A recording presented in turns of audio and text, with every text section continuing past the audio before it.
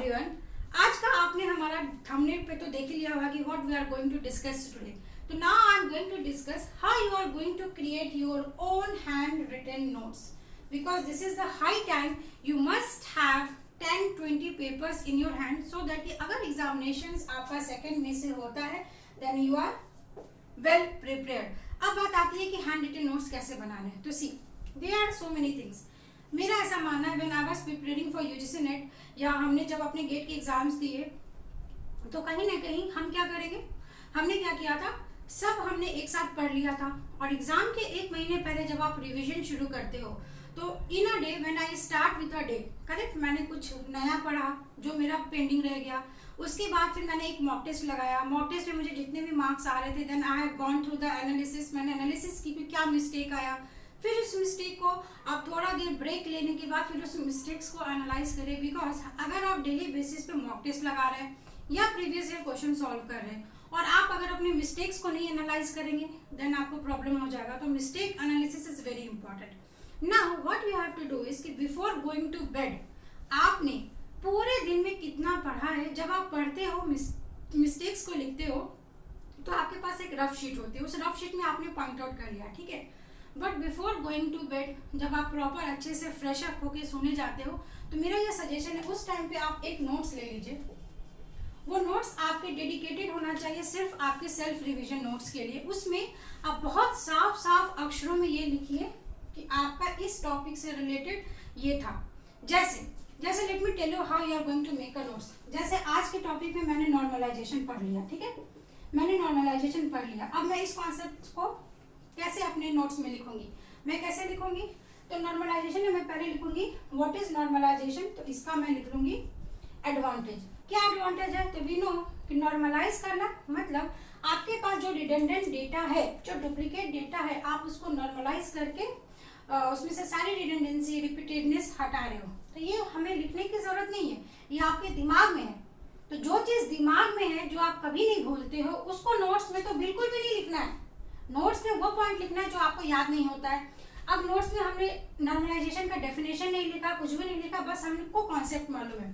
तो ये हो गया नॉर्मलाइजेशन में। अभी सबको मालूम होता है कि आपका 1NF से लेकर 5NF तक होता है, करेक्ट। तो कभी कभी मल्टीपल चॉइस क्वेश्चन पूछ देगा तो आप नॉर्मलाइजेशन को इस तरीके से बना सकते हैं 1 2 3 4 5 इस तरीके से बना लिया। इसमें क्या लिख लोगे, no composite attribute, no multi value attribute, फिर से नो लिखने की भी आपको जरूरत नहीं है। 2NF में क्या लिखोगे, नो पार्शियल डिपेंडेंसी, तो पीडी लिख दिया। अगर पीडी नहीं याद रहता तो फिर पार्शियल डिपेंडेंसी पूरा लिखिए। इसमें क्या लिखोगे, नो ट्रांजिटिव डिपेंडेंसी। इसमें क्या लिखोगे, we have joint dependency and इसमें आपका ज्वाइंट डिपेंडेंसी इसमें होता है और इसमें आपका मल्टी वैल्यू डिपेंडेंसी होता है, करेक्ट। तो इस तरीके से हमने 5 स्टेप लिख लिया। और आपका एक यहाँ पे BCNF भी है, तो BCNF में आप क्या लिख सकते हो कि आपके जितने भी LHS हैं वो क्या होने चाहिए, सुपर की होने चाहिए। फिर 3NF के नीचे आप क्या लिख सकते हो कि ये पॉइंट तो इसमें आएगा ही, साथ में जो आपका RHS है वो क्या होना चाहिए, प्राइम एट्रीब्यूट होना चाहिए। तो this is how you have to make your own notes. और इस तरीके से गंदे से मत बनाइएगा, जैसा मैंने बोर्ड पे लिखा है, साफ साफ बनाना है, सो दैट कि आप जब उसको रिवाइज करो आपके दिमाग में कोई कंफ्यूजन नहीं होना चाहिए। So it should be neat, it should be clean. तो सोने से पहले आपने जो भी टॉपिक पढ़ा है उस टॉपिक का एक एक नोट्स बनाना शुरू करिए, बहुत छोटे में लिखना शुरू करिए, सो दैट कि अगर आपका ये एक नोट्स है, इस नोट्स में आप इसको 4 सेक्शन में डिवाइड करें और 4 इंपॉर्टेंट टॉपिक आपका इसी सेक्शन में आना चाहिए। एंड नेक्स्ट डे जब आप सो के उठ रहे हैं फ्रेश माइंड से, then you have to see this notes only. तो this is how you have to create your own notes. Whether आपको अगर किसी भी डिफरेंट एजुकेशनल प्लेटफॉर्म से या अगर मैंने भी आपको नोट्स प्रोवाइड किया, तो मेरा ऐसा मानना है कि दूसरे के हैंड रिटन नोट्स से कहीं ना कहीं आपकी प्रिपरेशन अच्छी नहीं होती है जब तक आप खुद उस नोट्स के लिए मेहनत ना करें, आप खुद से पेन उठाएं, नोटबुक उठाएं और उसको लिखना ना शुरू करें। बिकॉज आप जितना लिखोगे उतना ही लर्न होगा। हमने बचपन से तो यही सीखा है। अभी आप मुझे सिंपल सा एक एग्जाम्पल बताना, अगर मैं ABCD की बात करूँ, क्या हम ABCD कभी भूल जाएंगे?